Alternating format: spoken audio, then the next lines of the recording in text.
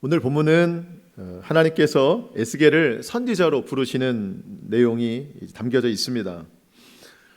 에스겔은 본래 선지자가 아니라 제사장이었습니다.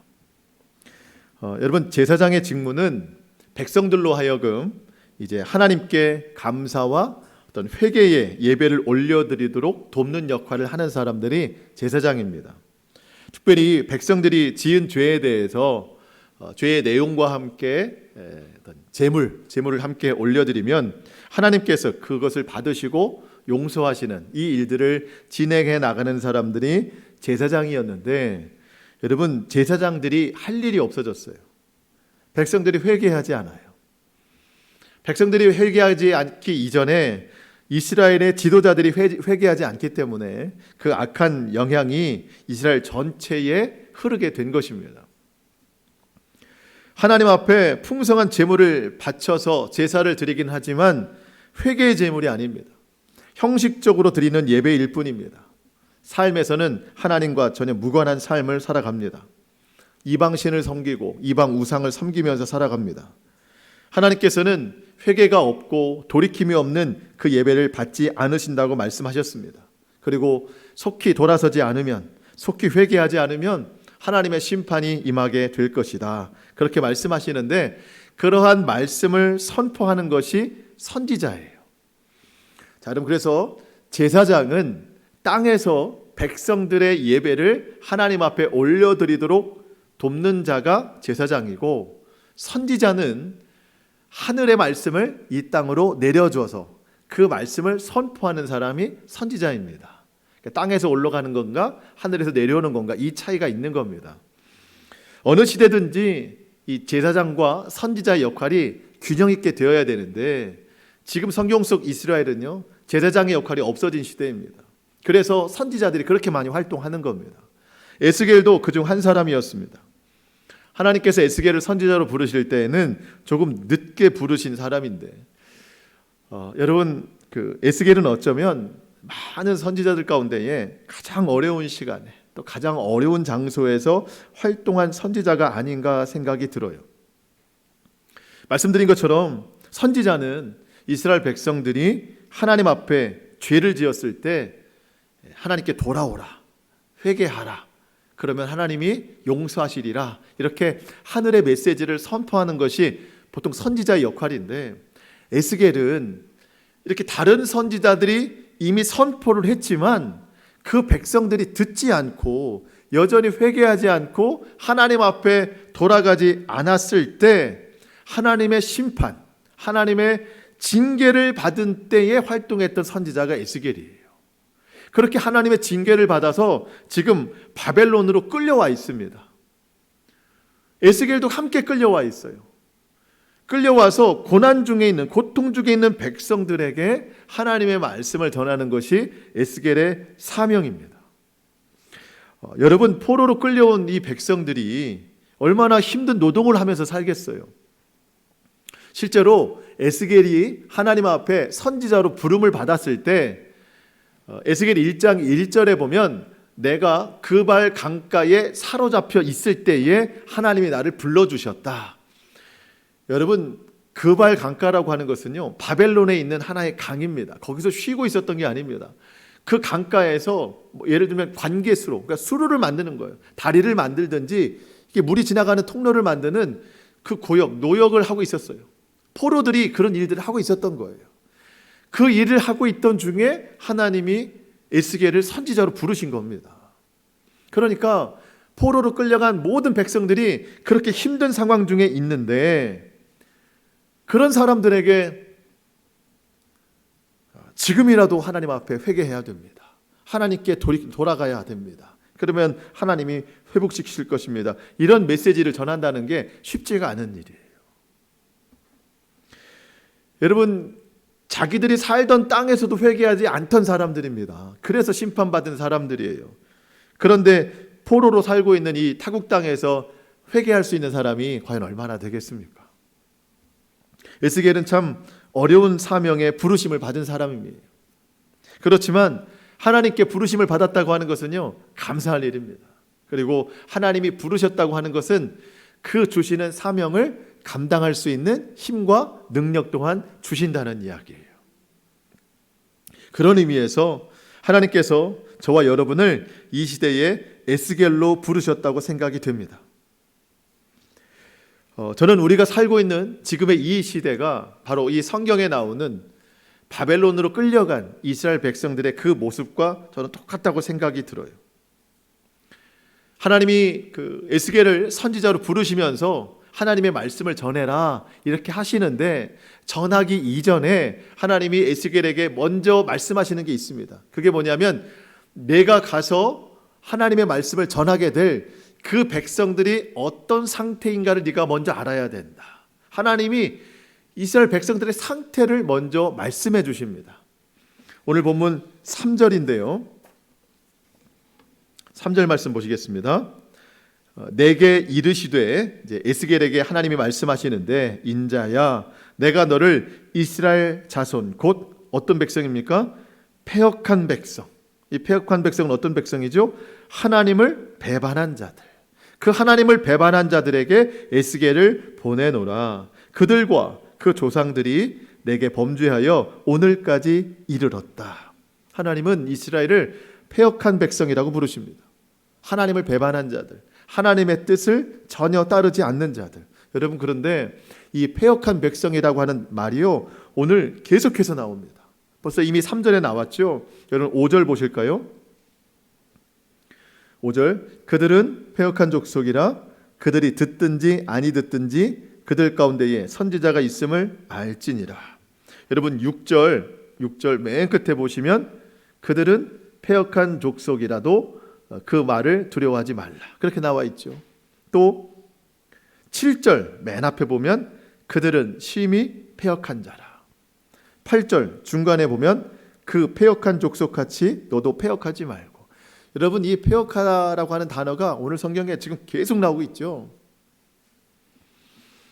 하나님께서 이처럼 패역한 족속이 되어버린 이스라엘에게 회복의 기회를 주시고자 에스겔을 부르시는 겁니다. 하나님의 말씀을 전하라고 말씀하시는 겁니다. 지금 바벨론 땅에서 살고 있으면서 이렇게 심한 노동 가운데 고통을 호소하고 있지만, 그렇지만 이제 에스겔이 선포할 하나님의 회개의 메시지를 듣고 깨닫고 회개해서 돌이키면 하나님께서 그 기도를 들으시고 그들에게 회복의 능력을 베풀어 주신다는 겁니다. 하나님이 그런 결과를 얻으시기 위해서 어느 정도 그들에게 친절을 베푸시는가 하면은요, 지금 바벨론 땅에 있잖아요. 여기에는 하나님의 성소가 없습니다. 이들이 예전에 하나님 앞에 회개할 때는 성전에서 그에 합당한 제물을 올려드리면서 하나님 앞에 회개 기도를 했는데, 이 붙잡혀온 바벨론 땅에서 너희가 만약 회개를 한다면 제물도 필요 없다, 성전도 필요 없다. 내가 이 바벨론 땅에 너의 임시의 성전이 될 테니 그저 이 땅에서 기도만 해라. 하나님이 다 들어주시겠다. 그렇게 말씀하십니다. 그토록 하나님이 기다리시는데, 여러분 조금 뒤로 넘어가 보면은요, 11장 16절 보시겠습니까? 11장 16절 말씀입니다. 오늘 본문은 손으로 잠깐만 붙잡고 계시고 11장 16절 말씀만 잠깐 보겠습니다. 우리 같이 한번 읽겠습니다. 시작. 그런즉 너는 말하기를, 주 여호와의 말씀에 내가 비록 그들을 멀리 이방인 가운데로 쫓아내어 여러 나라에 흩었으나 그들이 도달한 나라들에서 내가 잠깐 그들에게 성소가 되리라 하셨다 하고. 오늘 본문으로 넘어오셔도 되겠습니다. 내가 잠깐 거기서 성소가 되겠다. 너희가 회개하면 그 자리가 성소가 될 수 있도록 내가 그곳 가운데 임재하겠다. 여러분, 이와 같이 하나님이 백성들이 돌아오기를 기다리고 계세요. 회개하기를 기다리고 계십니다. 여러분, 하나님께서 왜 오늘 저와 여러분을 이 시대의 에스겔로 부르실까요? 이 시대도 똑같이 패역한 시대이기 때문입니다. 세상이야 본래 하나님 뜻대로 살아가는 곳은 아니잖아요. 이 세상은 하나님과 상관없이 막 돌아가고 있지 않습니까? 여러분, 그런데 갈수록 이 세상이 너무 악해져요. 어느 정도 범위를 완전히 넘어가서 이제는 너무나도 하나님 뜻과 멀어진, 그렇게 너무나도 악해진 세상이 되어져 버렸습니다. 사람의 생명을 너무나도 가볍게 여깁니다. 죄악도 죄악이지만 이 죄에 대한 뉘우침이 이제는 점점 사라지고 있습니다. 뉘우치지 않아요. 사람을 죽여도 죄책감이 없습니다. 너무 심각한 말들을 우리가 듣고 있지 않습니까? 사단이 이 세상을 완전히 붙잡아 놓고 있는 것을 우리는 보고 있는 거예요. 완전히 폐역한 시대가 되고 있는 겁니다. 여러분, 그리고 이제 더 큰 죄악으로 이 세상을 흔들 그 사단의 공격이 앞으로 더 거세질 거라고 하는 것은 너무나도 자명한 일이잖아요. 여러분, 이게 끝이 아닙니다. 사단은 더 악으로 이 세대를 몰고 나갈 것입니다. 여러분, 이 세상은 사단이 잠시 붙잡고 있는 것일 뿐이지 사단의 것은 아닙니다. 이 세상 모두는 하나님의 것입니다. 사단이 주인 역할을 하고 있으려고 하는 것뿐이지 전혀 사단의 것이 아니에요. 하나님의 것입니다. 여호와의 손이 짧아 구원하시지 못하는 게 아닙니다. 여러분, 바벨론 포로로 붙잡혀간 백성들 한 사람도 남김없이 하나님은 다 구해 오실 수 있어요. 근데 하나님은 억지로 구해 오시지 않습니다.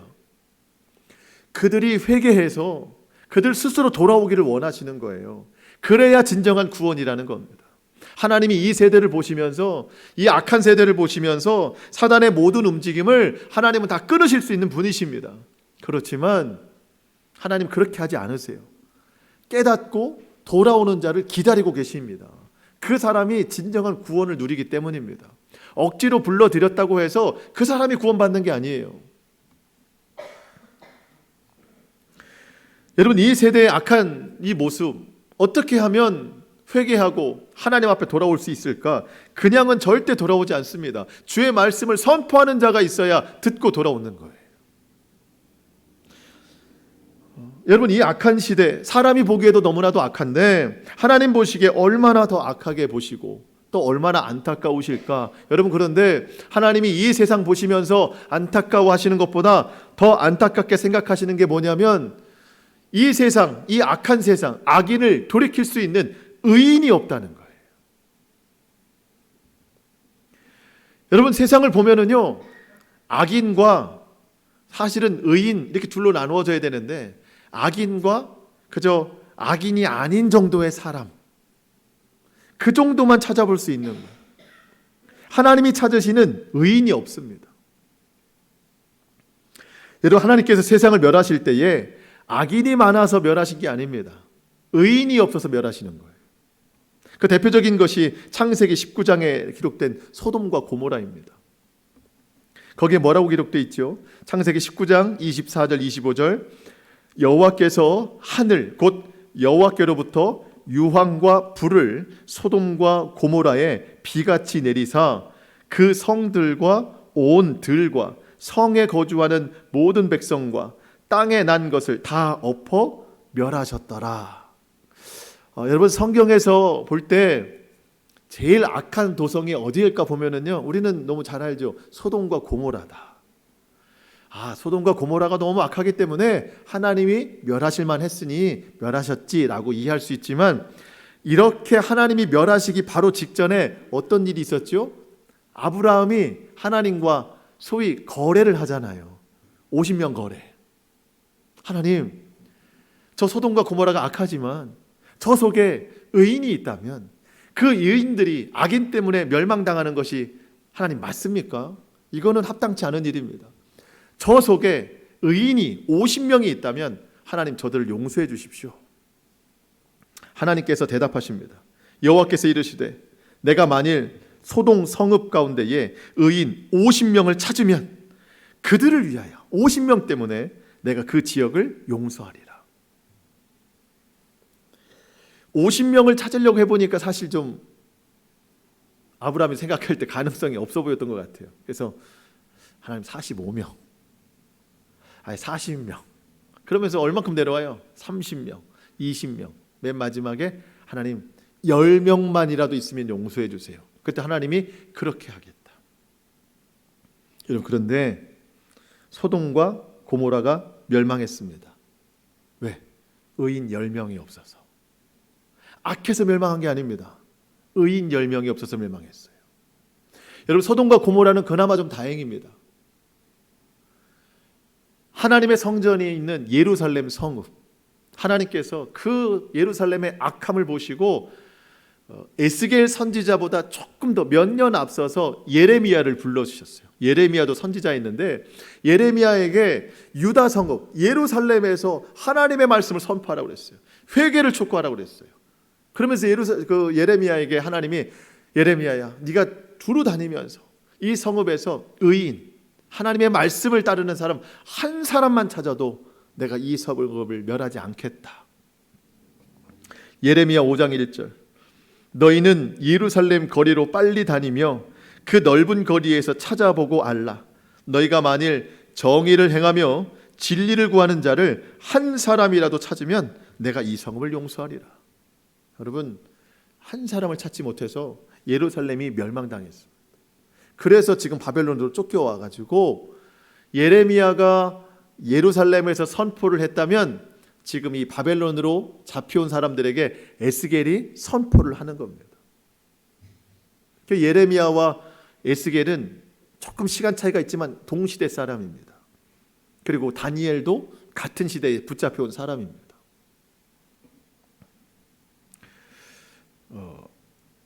얼마나 이스라엘이 패역했는가를 알게 하시는 이 내용입니다. 여러분, 하나님께서 이 시대를 보시면서 찾으시는 사람이 누구예요? 의인 한 사람, 하나님의 말씀을 듣고 순종하는 한 사람, 그리스도인이라는 이름을 가지고, 여러분, 교회를 다니는 게 그리스도인이 아니잖아요. 그리스도의 합당한 삶을 살아내는 사람, 그 한 사람을 지금 하나님이 찾고 계시다는 거예요. 우리의 모든 죄를 예수님께서 십자가 대속의 은혜로 다 사해 주셨습니다. 죄사함 받았어요. 구원을 받았습니다. 내 십자가를 예수님이 지셨으니 이 시대에 내게 주신 십자가를 우리 보고 지라 하십니다. 날마다 나를 부인하고 내게 주신 십자가를 지고 예수님을 따르는 사람, 그 사람을 하나님이 지금도 찾고 계시다는 겁니다. 우리가 감히 우리 입술로 우리를 의인이라고 말할 수는 없습니다. 사람은 의인이 없어요. 하지만 성경에서 말할 때 하나님의 의이신 예수 그리스도를 온전히 믿고 따르는 사람을 의인이라고 말합니다. 그 사람 찾고 계시는 거예요. 성경 속에서 에스겔이 바로 그런 사람이었고, 오늘 저와 여러분이 그런 사람 되기를 원하는데요. 여러분, 에스겔은 이 패역한 이스라엘에게 하나님의 말씀을 전하는 역사 속, 또 성경 속 선지자였다면, 오늘 이 시대 에스겔로 부르시는 하나님께서 저는 우리를 생활 속 선지자로 부르신다고 생각해요. 우리의 생활 속에서. 선지자는 하나님의 말씀을 전하는 사람이기도 하지만, 물론 우리도 우리 주변에 있는 많은 사람들에게 예수 그리스도의 복음을 선포해야 되지만, 어쩌면 그보다 먼저 우리는 그리스도의 그 능력, 그리스도를 믿는 그 믿음을 복음뿐만 아니라 삶으로 전해야 된다고 생각해요. 삶으로. 여러분, 우리가 이 시대를 보면서, 뉴스를 보고 인터넷 기사를 보면서 정말 얼마나 마음이 아파요, 사실. 그런데 여러분, 내가 그 모든 이 문제, 이 환경들을 내가 다 해결할 수도 없고 능력도 없지 않습니까? 우리가 속해 있는 이 생활 속에서 선지자가 되어야 되는 거예요. 선지자가 되되 복음을 전하기도 하지만 삶으로 전해야 되는 거예요. 그래서 생활 속 선지자예요. 그리스도의 사랑을 전해야 된다는 겁니다. 여러분, 오늘 본문에 아까도 봤지만 패역한 족속, 패역한 백성, 이런 말들이 굉장히 많이 나오지 않습니까? 그만큼 이스라엘이 패역하다는 것을 뜻하기도 하지만, 오늘 우리가 거하는 정말 많은 곳들이 정말 패역한 곳이 많기 때문에 오늘 우리가 그렇게 받아들일 수도 있다는 겁니다. 어디를 가든지 온전한 곳이 없어요. 여러분, 심지어 교회도 하나님의 뜻을 따르지 않고 욕심을 따라간다면 교회는 패역한 곳이 되는 거예요. 가정도 마찬가지입니다. 여러분, 가정 가운데에 하나님의 뜻이 서지 못한다면 패역한 가정이 될 수밖에 없는 거예요. 우리의 직장, 사업장, 우리가 생활하는 모든 곳 다 그럴 수 있다는 겁니다. 패역한 유다 백성을 위해서 하나님이 에스겔을 부르신 것처럼 이 패역한 모든 세상을 보면서 하나님이 우리를 생활 속 선지자로 부르시는데, 그렇게 부름받은 우리가 할 수 있는 일은 과연 무엇이 있을까요? 하나님의 뜻이 서지 못한 그곳에 말씀에 순종하는 자로 내가 온전히 서 있으면 그게 생활 속 선지자입니다. 가정 가운데서도 내가 먼저 순종하는 거예요, 하나님 말씀에. 그러면 그게 생활 속 선지자입니다. 교회에서도 마찬가지고요. 여러분 직장에서도 마찬가지예요. 내가 거기서 서 있기가 참 어려워요. 하나님 말씀 순종하기가 어렵지만 그래도 내가 하나님 말씀에 순종해서 서 있다면 내가 선지자가 되는 거예요. 하나님이 그렇게 나를 부르신 겁니다. 어둠 가운데에 빛으로 살아가는 겁니다. 그게 그리스도인이에요. 여러분, 어두움은 빛이 있으면 그냥 몰아나게 되어 있는 거예요. 빛은 뭘 해서가 아니라 그 존재 자체가 능력인 겁니다. 여러분, 이 세상에 우리가 빛의 자녀로 살아가는데 그냥 존재만으로도 뭔가 변화가 일어나야 되는데 왜 이 세상이 이렇게 더 어려워지고 더 어두워지는가?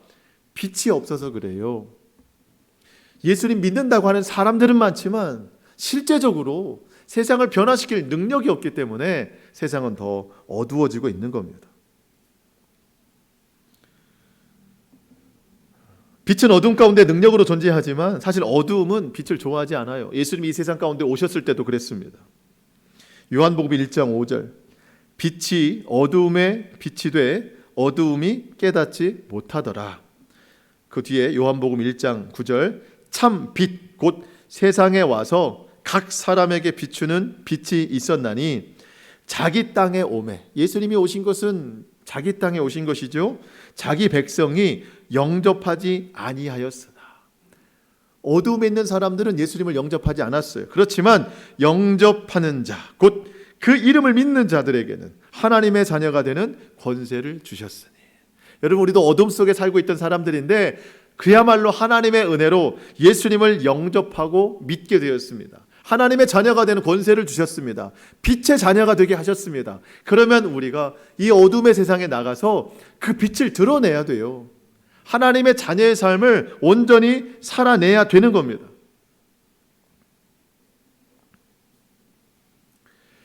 그런데 이 세상이 어려운 것은 우리가 그 역할을 못하고 있다는 거예요. 교회가 그 역할을 못하고 있다는 거예요.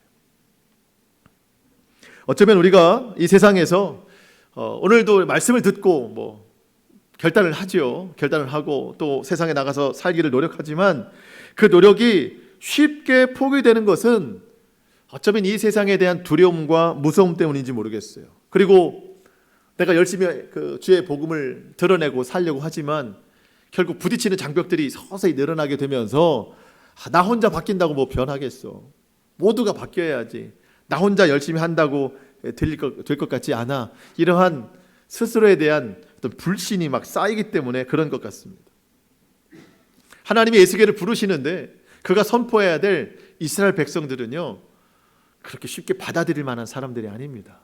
하나님이 애초에 그것을 말씀하셨어요. 그들이 어떤 사람들인가. 여러분 6절 말씀, 오늘 본문 6절, 인자야 너는 비록 가시와 찔레와 함께 있으며 전갈 가운데에 거주할지라도 그들을 두려워하지 말고 그들의 말을 두려워하지 말지어다. 그들은 패역한 족속이라도 그들의 말을 두려워하지 말며 그 얼굴을 무서워하지 말지어다. 여러분, 이제 그 에스겔이 나가서 선포해야 될 그 상황이 가시예요. 찔레예요. 전갈입니다. 그냥 듣지 않아요. 오히려 나를 쏴붙이는 전갈과 같이 독을 쏘는 사람들이 그 앞에 있는 겁니다. 공격적으로 나올 것이라는 겁니다. 여전히 깨닫지 못하고 있는 그 모습을 나타내고 있다는 것이죠. 우리도 말씀으로 깨닫고 예배를 통해 은혜를 받아서 정말 말씀대로 살려고 항상 노력하는데 그 시작점에서 또 멈춰지게 되는 게 뭐예요? 내가 나가서 살아내야 할 그 세상이 가시와 같고 찔레와 같고 전갈과 같으니 이게 할 수 있는 용기가 나지 않는 겁니다. 금방 결단을 내려놓게 됩니다. 그러다 보면 나도 말씀 없는 자가 되는 거예요. 그러다 보면 뭐가 되는 거예요? 나도 패역한 족속이 되는 거예요. 여러분, 하나님께서 제일 우려하시는 게 그거예요. 하나님이 에스겔에게 너도 패역한 사람이 되면 안 된다. 그 사람들을 되돌릴 사람인데 너마저 그러면 안 된다라고 하나님이 당부하시는 겁니다. 오늘 우리에게 당부하시는 게 그거예요. 여러분 8절 말씀, 너 인자야 내가 내게 이르는 말을 듣고 그 패역한 족속같이 패역하지 말고 내 입을 벌리고 내가 내게 주는 것을 먹으라 하시기로. 여러분, 아무리 에스겔이라고 해도 하나님 말씀을 가서 전하다 보면 가시와 찔레와 전갈과 같은 그 사람들 앞에 하다 보면 듣지 않고 오히려 공격하니까 전파할 수 있는 힘을 잃어버리는 겁니다. 그러다 보면 그 역시도 패역한 자가 될 수 있다, 하나님이 당부하시는 거예요. 여러분, 어쩌면 우리가 지금까지, 오늘 이전까지 결단이 있었지만 쉽게 무너진 것을 하나님은 어쩌면 좀 이해하실지도 모르겠어요. 이렇게 당부하시는 것을 보니 다 아시는구나. 그렇지만 이제부터는 저와 여러분이 패역한 백성 되지 않기를 소망합니다. 이제는 정말 우리를 통해서 가정을 변화시키고 이 세상을 변화시킬 만한 능력이 있어야 된다는 겁니다. 여러분, 오늘 성경에 패역한 족속이라는 말 다음으로 반복되는 단어가 뭐냐면 듣던지 아니 듣던지라는 말이에요. 듣던지 아니 듣던지 계속 전해라. 여러분 5절 말씀, 그들은 패역한 족속이라 그들이 듣든지 아니 듣든지 그들 가운데에 선지자가 있음을 알지니라. 7절 말씀, 그들은 심히 패역한 자라 그들이 듣든지 아니 듣든지 너는 내 말로 고할지어다. 오늘 우리가 읽지는 않았지만 3장 11절에도 사로잡힌 자에게 가서 듣든지 안 듣든지 가서 전해라, 이렇게 말씀합니다. 여러분, 우리도 때를 얻든지 못 얻든지 예수 그리스도의 복음을 전하는 삶을 살아야 됩니다. 그러면서 생활 속 선지자로서 우리 주변에 많은 사람들에게, 가정 안에서, 직장에서, 교회에서 듣든지 아니 듣든지, 그러니까 나의 선한 행실을 그가 받든지 아니 받든지 우리는 날마다 성령의 열매를 맺고 살아가야 되는 거예요. 나를 빛으로 부르셨으니 그 빛의 열매를 받든지 안 받든지 우리는 날마다 행하고 살아가야 되는 겁니다. 여러분, 이게 선지자예요. 여러분, 이 시대에 하나님께서 정말 강력하게 요구하시는 것이 있다면 바로 성령의 열매입니다. 갈라디아서 5장 22절 23절, 오직 성령의 열매는 사랑과 희락과 화평과 오래 참음과 자비와 양선과 충성과 온유와 절제니 이 같은 것을 금지할 법이 없느니라. 여러분, 세상이 왜 이렇게 악해졌어요? 사랑이 없어서 그래요. 절제가 없어서 그래요. 오래 참지 못해서 범죄를 저지르는 겁니다. 자비와 양선이 없어요. 무자비한 세상이 됐습니다. 성령의 열매가 없어서 그런 거예요. 여러분, 그런데 믿지 않는 사람이 성령의 열매 맺을 수 있습니까? 기대할 수 없어요. 거기서는 전혀. 누가 해야 돼요? 예수 믿는 사람들이 해야 되는 겁니다.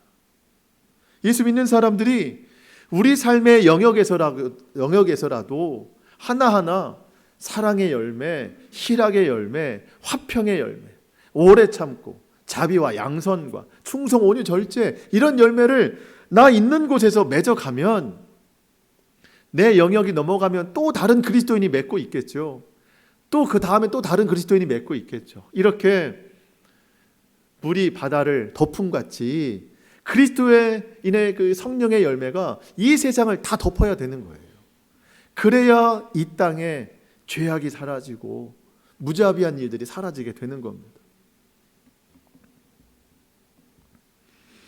믿지 않는 사람들은요, 예수님 몰라요. 복음을 전해도 받아들이지 않습니다.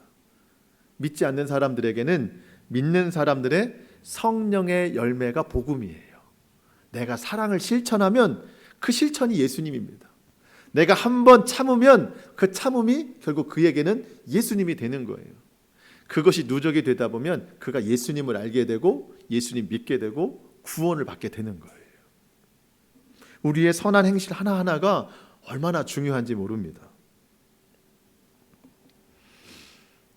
여러분, 우리가 복음을 전하고 성령의 열매를 맺고 살아가는 이유가 당장 내가 오늘 전했는데 그 사람이 돌아서면 좋죠.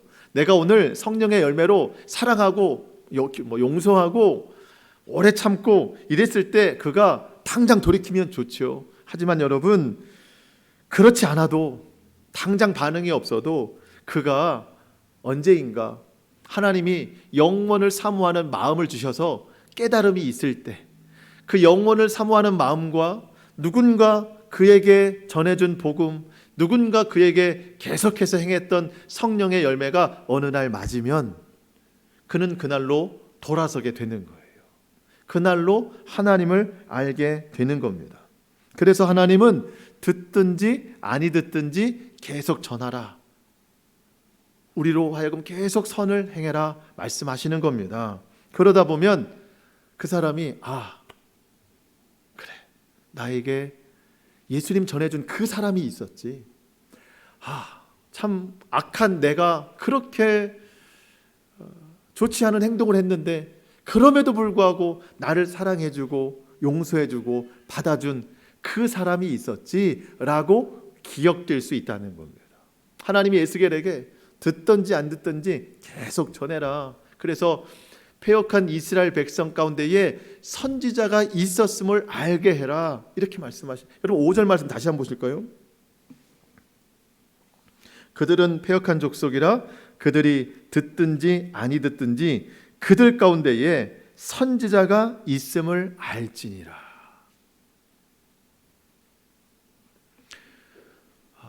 여러분, 우리 주변에 예수님 믿지 않는 사람들, 또 정말 패역하다고 내가 느껴지는 사람들이 있을 때에 내가 그들에게 언젠가는 돌아올 길을 열어주는 사람이 되어야 됩니다. 나중에 깨달았을 때 참 누구누구 성도님, 누구누구 집사님, 권사님이 나를 끝까지 받아줘가지고 내가 이렇게 깨달아서 지금 돌아가네, 내 곁에 그 사람이 있었던 것을 내가 오늘 기억하네 라고 하면서 그 길을 갈 수 있도록 성령의 열매를 맺는 사람이 생활 속 선지자예요. 오늘 그냥 우리가 이 세대에 살아가도 너무 힘든데 이 선지자로 부르는 것이 너무나도 좀 곤욕스러운 일이 아닌가. 여러분, 하나님이 에스겔을 선지자로 부르셨는데요, 그 그발 강가에서 다리를 놓는 그거를 딱 멈추고 선지자만 하게 하시는 게 아닙니다. 그거는 하나님이 부르신 거지, 그는 여전히 노예로 살아가고 있기 때문에 같은 일을 하면서 하나님 말씀 선포해야 되는 사람입니다. 오늘 마찬가지예요. 우리가 그냥 살아가도 힘든 세상인데 하나님이 우리를 부르시는 이유가 있을 거 아닙니까? 하나님의 그 눈물을 씻어주면서 하나님의 손과 발이 되어줄 사람을 하나님이 찾고 계시다는 겁니다. 여러분, 찾고 계시다고 하는 것은요, 도울 힘과 능력을 반드시 주신다는 거예요. 오늘 본문에 하나님의 에스겔을 부르지 않아요. 이름 부르지 않아요. 뭐라고 부르시냐면 인자야라고 부르십니다. 이름을 한번 불러주시면 좋을 것 같은데 인자야라고만 불러주십니다. 여러분, 오늘 본문 1절 보실까요? 그가 내게 이르시되 인자야, 너의 발로 일어서라. 근데 일어서지 못해요. 너무 힘들기 때문에.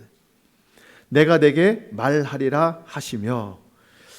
여러분, 인자라는 말은요, 사람의 아들이라는 뜻입니다. 우리의 아버지를 거슬러 올라가면 맨 처음 아버지가 누구죠?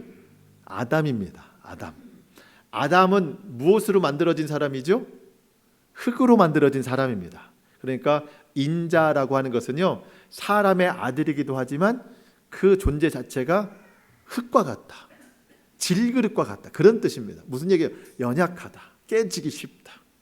하나님이 에스겔을 부르시면서 강한 사람아, 에스겔아 이렇게 부르시잖아요.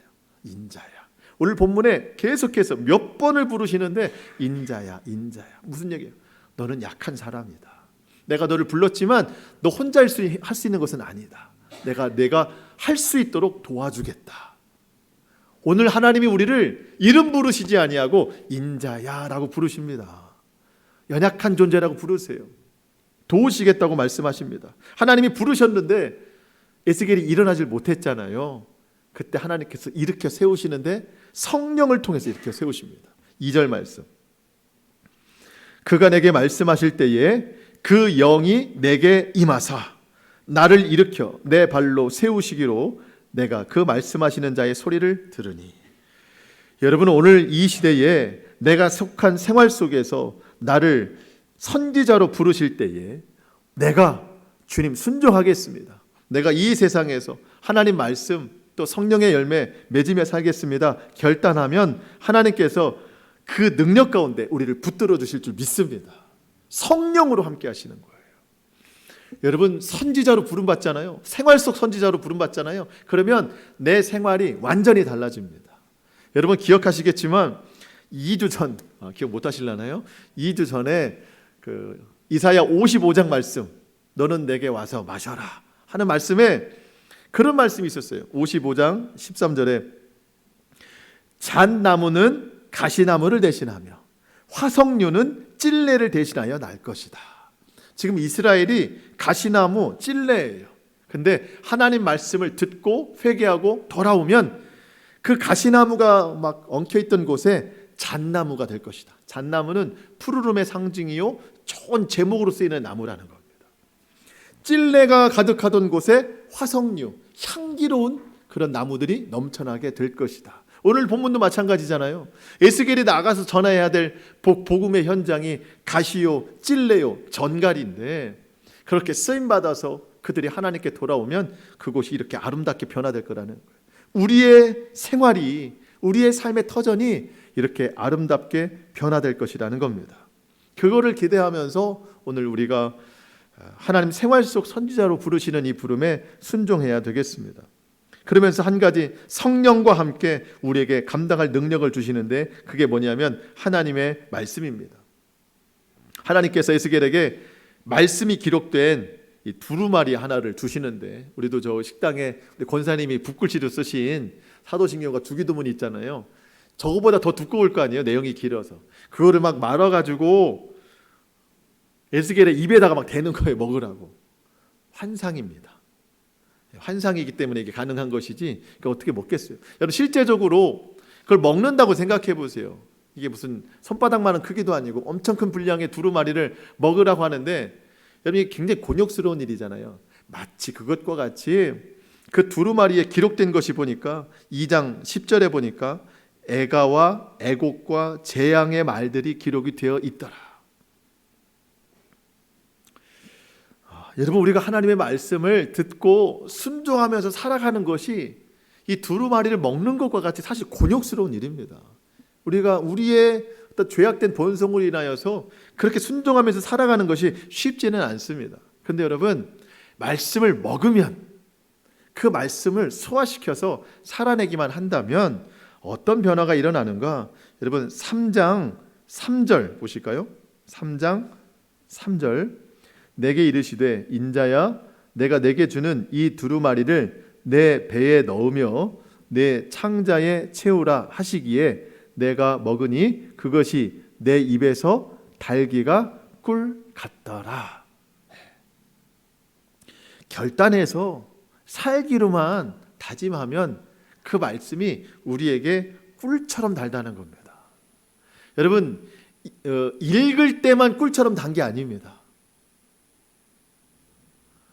그 말씀을 읽고 듣고 살아냈을 때 우리의 삶이 이와 같이 변한다는 겁니다. 회복의 역사가 일어난다는 겁니다. 여러분 하나님의 말씀이 우리에게 무서운 게 아닙니다. 무거운 게 아닙니다. 우리를 복되게 하시려고 주시는 것입니다. 듣고 보는 것만으로 만족하지 말고 그 말씀을 먹어서 영양분으로 삼아서 그 말씀으로 인하여서 순종하는 삶이 될 수 있기를 축복합니다. 그러면 애가와 애곡이 있던 가정이 감사와 기쁨으로 변하게 될 것입니다. 재앙이 있던 이 나라 이 민족이 하나님의 놀라운 치유의 회복의 역사가 일어날 줄 믿습니다. 그 시작의 처음은 늘 저와 여러분이 있어야 된다는 거예요. 우리 생활부터 변화시키자는 거예요. 할렐루야. 그렇게 하시겠습니까? 저와 여러분이 이 역할을 감당해야 되겠습니다. 말씀을 마치겠습니다. 하나님께서 오늘 저와 여러분을 생활 속 선지자로 부르십니다. 성령과 말씀으로 도와주실 것입니다. 여러분, 성령의 열매 맺으세요. 사랑하세요. 온유하세요. 겸손하십시오. 오래 참으세요. 자비를 베푸세요. 양선을 베푸세요. 절제하십시오. 여러분, 우리가 이런 삶을 살아내야 이 어둠이 끝나는 거예요. 큰 것을 보지 말고 우리 생활부터 보세요. 그러면 점점점 확대되어서 하나님이 이 세상 변화시켜 주실 줄로 믿습니다. 나를 통해서 가정과 교회와 이 세대가 변화되는 데에 하나님의 귀한 도구로 쓰임받는 우리 모두가 될 수 있기를 주님의 이름으로 축원합니다. 아멘. 우리 결단하여 기도하는데요, 여러분, 목소리를 크게 하셔도 좋고 작게 하셔도 좋지만 한 가지, 입술을 열어서 기도하세요. 입술만 열어서 기도하세요. 그러면 기도가 터지게 되어 있고요, 결단이 나오게 되어 있습니다.